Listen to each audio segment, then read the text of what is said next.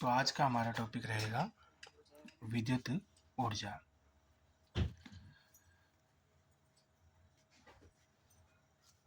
जैसे हम कहते हैं ना कि कार्य करने की जो क्षमता होती है ना, उसको ऊर्जा कहते हैं।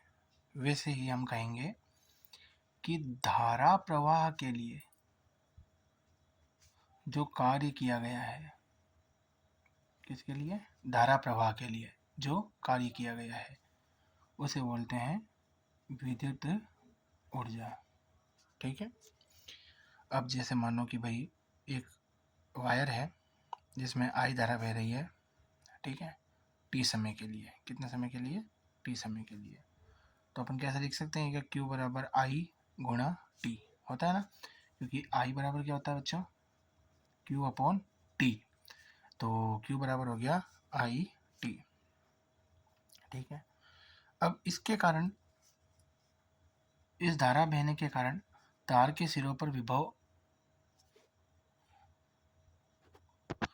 इस धारा बहने के कारण तार के सिरों पर जो विभव उत्पन्न होता है बेटा, वो होता है V। कितना विभव उत्पन्न होता है? V। तो दूसरे पार्ट में आपने पढ़ा होगा कि V बराबर होता है W अपॉन Q, है ना। किसी आवेश पर किया गया कार्य ही विभव होता है, तो W बराबर क्या हो जाएगा? V Q। अब देखो बच्चों, V और Q का मान कितना है? अभी अपन ने देखा था IT। तो W बराबर क्या हो गया बच्चों? VIT। W बराबर VIT। V बराबर क्या होता है? IR होता है ओम के नियम से। तो W बराबर क्या हो जाएगा? IR, ये I और ये T, यानी I स्क्वायर RT। ठीक है। ये हमारा पहला टॉपिक हो गया विद्युत ऊर्जा। फिर हम पढ़ेंगे विद्युत शक्ति। ठीक है बच्चों, विद्युत शक्ति। तो हम कहते हैं कि भाई कार्य करने की दर को शक्ति कहते हैं। ठीक है। वैसे ही हम कहेंगे विद्युत धारा प्रवाहित करने के लिए जो कार्य किया गया है उसकी दर को शक्ति कहेंगे। तो W अपॉन टी। W की जगह अपन रखेंगे VIT बटे में T। T से T कट गया। क्या सूत्र है बच्चों? VI। ठीक है। अब V का मान रखेंगे एक बार क्या? IR। तो ये हो जाएगा I स्क्वायर R। ये किसका मात्रक हो गया? शक्ति का। शक्ति का मात्रक होता है बच्चों वाट, और ऊर्जा का मात्रक मैं बताना भूल गया, क्या होता है? जूल। ठीक है। अब आगे देखो, अब मैं आपको बता रहा हूँ विद्युत सेल के बारे में। ठीक है, समझो ध्यान से। एक ऐसा उपकरण जो रासायनिक ऊर्जा को विद्युत ऊर्जा में बदल देता है, ठीक है, उसको कहते हैं सेल। ये दो प्रकार का होता है, प्राथमिक सेल और द्वितीयक सेल। अब प्राथमिक सेल को ऐसे समझो बेटा कि जिसे एक बार यूज में ले सकते हैं, ठीक है, और द्वितीयक सेल को ऐसे समझो आप कि जिसको बार बार चार्ज कर सकते हैं। ठीक है, यहाँ तक क्लियर है बात? अब आगे सुनो, मैं आपको सेल की संरचना बता रहा हूँ। एक बॉक्स होता है, उसमें एक लिक्विड भरा रहता है जिसे कहते हैं विद्युत अपघटय। क्या कहते हैं? विद्युत अपघटय।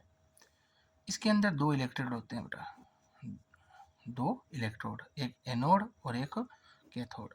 ठीक है, एक पॉजिटिव की तरह काम करता है और एक नेगेटिव की तरह काम करता है। ठीक है, इसको जोड़ देते हैं किसी प्रतिरोध से, बाहरी प्रतिरोध से, आर से। ठीक है, ये इसको क्या देता है? धारा देता है।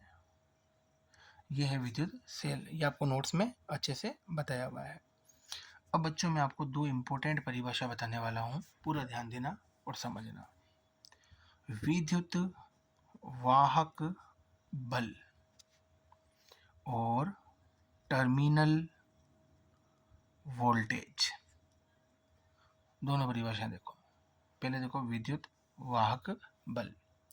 जब सेल खुले परिपथ में हो, खुले परिपथ का मतलब उससे धारा नहीं ली जा रही हो, उससे धारा नहीं ली जा रही हो, तब उसके इलेक्ट्रोडों के मध्य में, ये इलेक्ट्रोड है ना, एक प्लस एक माइनस, इलेक्ट्रोडों के मध्य में जो विभवांतर होता है ना बच्चों, उसे बोलते हैं विद्युत वाहक बल।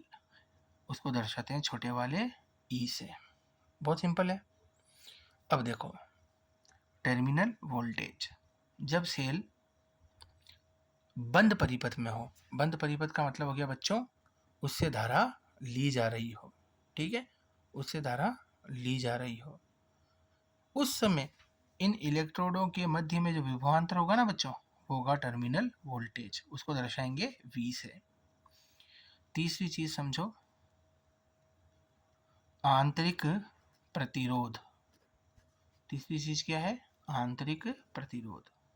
बहुत ध्यान से समझना, जैसे ये बाहरी प्रतिरोध है ना, वैसे ही इस विद्युत अपघटय का होता है आंतरिक प्रतिरोध। ये विद्युत अपघटय क्या करता है?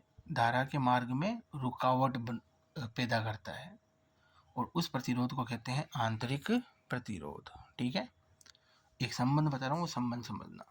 E बराबर V प्लस आई आर, है ना। V की जगह लिख देंगे I और कैपिटल R, और ये हो गया I और छोटा वाला R। E क्या है? विद्युत वाहक बल, कॉमन आ गया I, R प्लस R। ठीक है, ये हो गया सूत्र किसका? विद्युत वाहक बल का। तो ये पहली वीडियो है, और दूसरी वीडियो भी अपलोड करता हूँ मैं।